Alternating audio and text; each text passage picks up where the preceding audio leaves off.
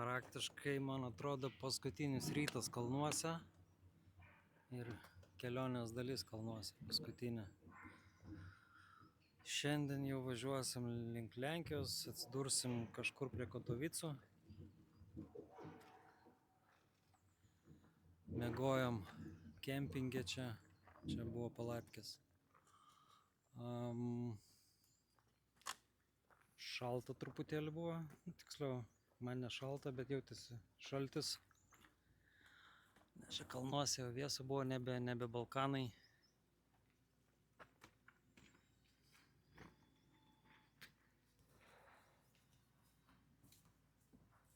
Ir aš zavys. Ir nebežinau, ką pasakyti. Buvo drėgmė, Ja, didžiulis šaltis, kalnų klimatas vis dėlto davė apie save žinot. Labai šlapiai šį rytą buvo. Šiaip ne šalta buvo, bet vėsus rytas. žiauriai drėgmė. O saulė pakyla vėl Taškentas. Norisi greičiau susirinkti daiktus ir mint iš čia, nes iš šalčio per pusę valandos į karštį papuolė. Jo, iš vėsaus oro į labai karštą. Renkamės daiktus ir važiuosim. Ir turbūt jau po truputį reikia uždarinėti kelionę, nes vaizdų jau gražių nebebus. Viskas bus vienoda. Tiesiog dabar liko paprastas važiavimas link namų. Iki namų apie 1200 gal kilometrų. Ne, 1000. Čia 500, ten 800. Jo, apie 1300 kilometrų liko. Ir būsim Vilniuj. Va, tai dar važiuojant gal reziumė įspūdžiais pasidalinsiu. Arba kaip ar važiuosim į Vilnių, va, tryse. Nes Romanas nusuks jau Lenkijoje kažkur link Baltarusijos, tai liksim tryse. Ir gal tada pasišėrinsim kažkokią mintim įspūdžiais iš kelionės. Dabar toliau renkamės ir važiuojam. Išjudam pagaliau per šitą karštį link Katovicų. Važiuot 480 km. Tai praktiškai visą dieną ir važiuosim, daugiau nieko nedarysim. Stosim tik tai kuro užsipilt. Kaip ir sakiau, kelionė į pabaigą, jau tie 1300 km, tai tiesiog grįžimas namo, nes važiuot per Lenkiją nieko įdomaus. Austrijoje dar va tokius kalnus truputėlį pamatysim, bet nieko įspūdingo daugiau, nieko įspūdingiau nei kad matėm, nei kad aš mačiau Balkanuose. Tai va. Ir viskas, jau reikės po truputėlį galvoti, ką čia apšnekėti, kokie įspūdžiai, ką gero pamačiau. Nepatiko tik tai, jo, kaip kažkurioje serijoje sakiau, kelias ir ypač nuo Transfagarašano. Šiaip viskas puiku. Smulkiau eigoje papasakosiu tikriausiai. Būtų šitas miestelis didesnis, galėčiau ir papasakoti, bet jis čia toj pasibaigs, pradėsiu lėkti, pradės vėjas švilpti šalmą ir garso kokybė bus ne kažką. Va, tai kol kas tyloj pavažiuosiu, pasižiūrėsim į miestelį. Čia toks labai gražus miestelis tarp kalnų. Nežinau, kažkuo jis neįprastas. Toks architektūra gal kažkokia kitokia, nežinau. Kažkaip užkliuvo. Gražiai sutvarkytas buvo.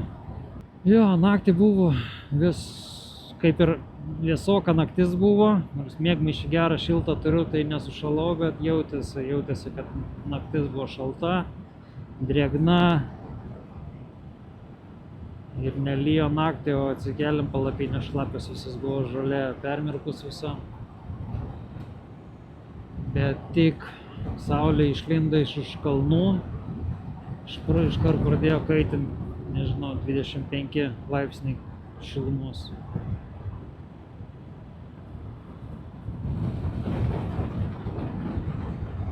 Reikėtų turbūt kuro užsipilti. Nes dabar neaišku, kada stosim. Autobane Austrijos labai brangus kūras, euras 80, 2 eurai, o miesteliuose euras 50. Labai brangi šalis Austrija pasirodo.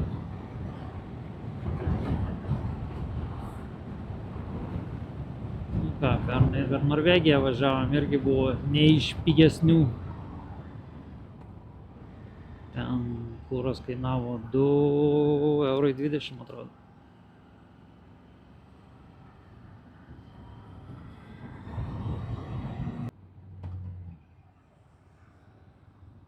Užsikilom.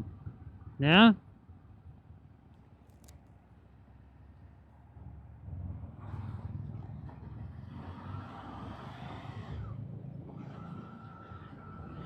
Na gerai, sako, tipo nesipilom. Nesipilom, tai važiuojam toliau. Užsipilsim kitur. Arba neužsipilsim visai.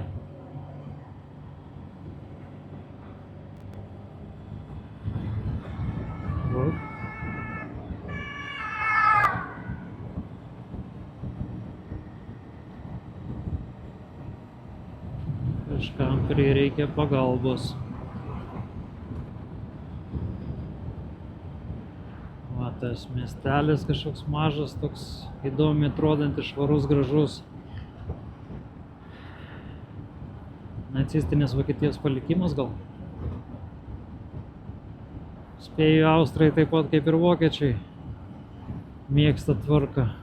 Turiu tokį gilų įsitikinimą kažkokią.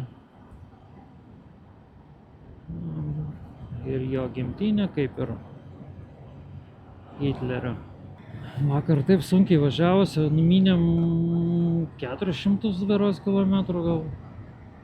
Nedaugiau 500 tikrai. Bet taip vis norėjosi sustoti, pailsėti, pabūti. Kažkoks nuovargis vakar buvo keistas. Šiandien įtariu gali būti panašiai.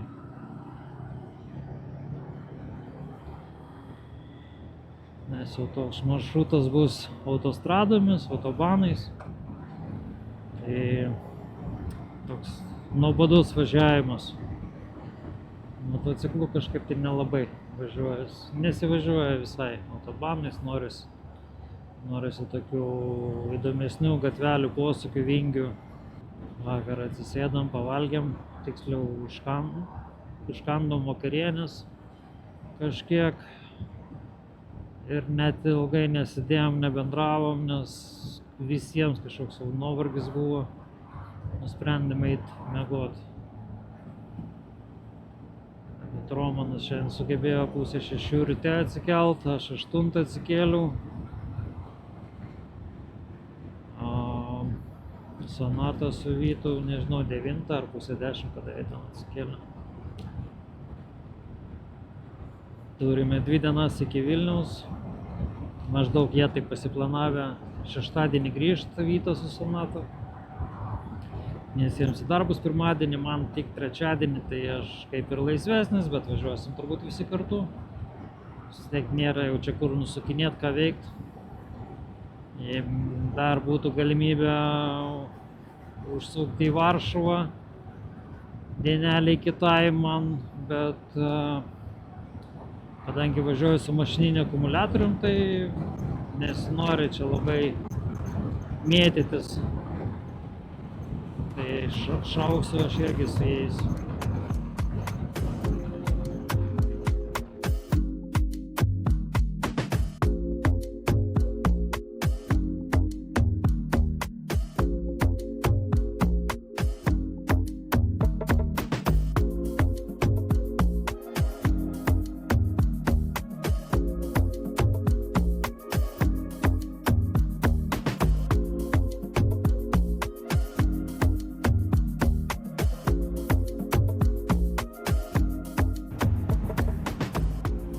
Panašu, kad prasivažiuosim pro Ostravos miestą Čekijoje.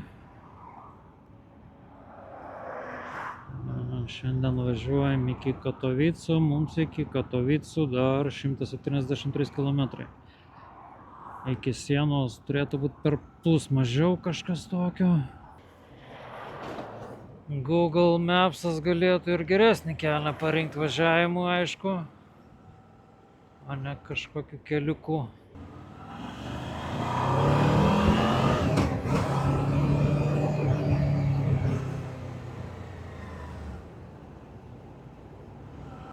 Visiškai nieko įdomaus visą kelią, tiesiog autostradai važiuojam iš Austrijos į Slovakiją įsukom, iš Slovakijos į Čekiją.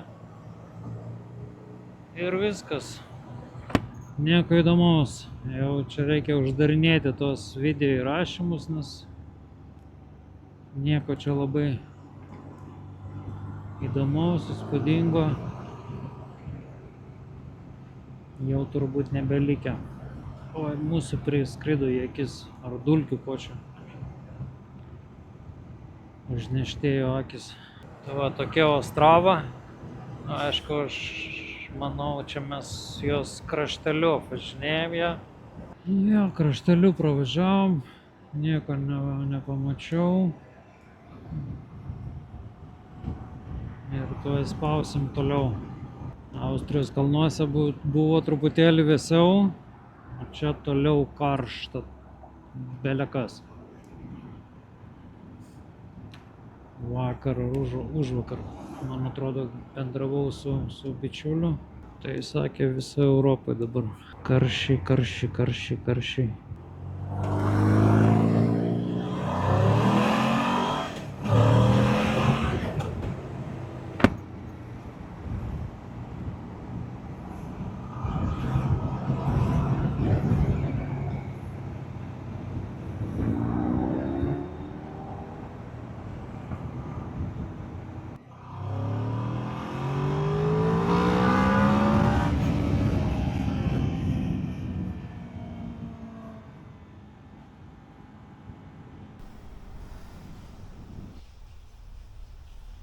Šiaip netai pasiekėm Gliwicę.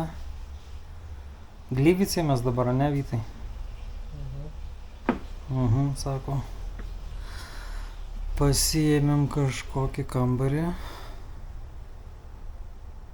Ir paskutinė naktis prieš Vilnių. Iki Vilniaus 900 kažkiek kilometrų. Šitą visą dieną varysim. Šiandien nematėm nieko gero, išskyrus autobaną, greitkelį ir viskas. Žodžiu, ant asfalto gyvenom. Nieko įdomaus nėra ką papasakoti. Tai vienas kambarys, 4 lovos, normaliai. Kaip tai nėra ką papasakot? Visada yra ką papasakot. Ieškot šitų žodžių kišenėje. Šiandien įdomią dieną irgi turėjom. Gyvenom ant asfalto, atsibūdom Austrijoje šiaip. Nuo traktorių 6 ryto. Susirinkom daiktus.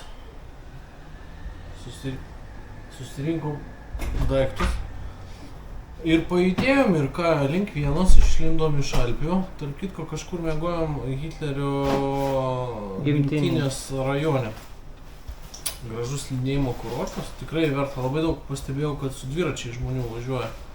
Vietinių pernakvoja ir mina kažkokį maršrutą, palaipina, haikina ir panašiai. Nu ir ką, paskiau su Tamsta Raimundu važiuojam. Žiūrim, kad visai ne Čekijos siena, o Slovakijos. Op, ir Bratislava jau čionais. Pravažiavom Bratislavą. Tada atgal į Čekiją, per Čekiją ir vat...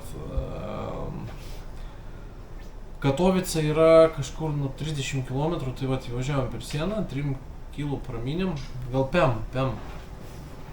Viskas pasiėmėm apsigyvendint, sakyčiau, nebrangiai. Va, sugalvom, kad kebabų norim, tai gal eisim, va. Aš jau vieną kebabą valgau, o paskui eisim kitokių ieško. Tai įdomi diena, o rytoj šiaip laukia gan sunkiai diena, bus 700 pem, beveik 800 km. Kur 9-7, man atrodo, žiūrėjau. Ne, 7-9. Ai, gal 7-9, nu gerai, my bad. Tai va, tai rytoj, jau tikrai rytoj neįdomu bus. Dar jeigu šiandien kažkiek kalnų matėm, šiaip atsikėlėm kalnynę, graži vieta. Bet rytoj tai jau grynas asfaltas, tai Romo mūsų draugas šaus į Baltarusiją, jis rytoj anksčiau startuos, nes jam dar ant sienos greičiausiai pusę dienos reikės stovėti. O mes kokiu 100 pem praminsim. Nu, gerai, gal biški greičiau, gal biški lėčiau. Bet rytoj planuoju Vilniuje būti. Sonata nieko pasakyti nenori, sėdi žvengia iš operatorių. Ne, nesakysiu į kamerą. Nesakysi į kamerą, paliks čia mums tarpusavį. Nėra ką sakyti, viskas pasakyti, Viskas išsamiai ir pasakyta. sklandžiai ir detaliai. Laukiam kebabų, miegot ir viskas. Kebabą už Rytoj. 400 metrų. O, 400 metrų iki kebabų.